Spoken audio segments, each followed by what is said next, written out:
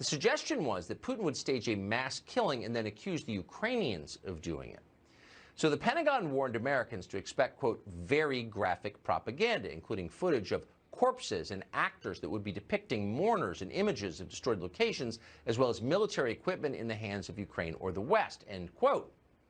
It was a pretty complex story, but the media accepted all of it at face value and then repeated it uncritically. One of the very few who dared to ask questions at all about where the story came from was an Associated Press reporter called Matt Lee. And for asking that question, the State Department's flack all but accused him of working for Vladimir Putin.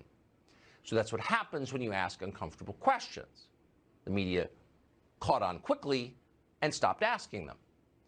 But for weeks, the administration continued to release more of what it called declassified intelligence about Russia's plans. Officials said that Putin was about to use chemical weapons in Ukraine.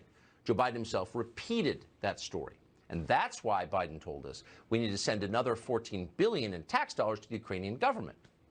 Everyone in Washington accepted this at face value, and the U.S. government sent the money. But Biden was not telling the truth, and weeks later, the administration admitted that.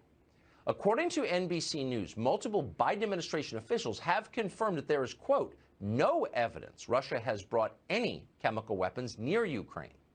So that wasn't true. But it wasn't the only lie. NBC described this fiction about chemical weapons as just one of a, quote, string of examples of unverified information the Biden administration claimed was real. So they weren't just lying to us about what was happening in Ukraine, they were lying to us at scale. But amazingly, and this is the telling point, NBC was not bothered by that. In fact, they celebrated it. NBC described the lies the Biden administration had told as a, quote, bold and so far successful strategy. And then NBC sent out one of the many intel agency puppets it employs to let us, the viewers, know we should be grateful the Biden administration is lying to us. Watch.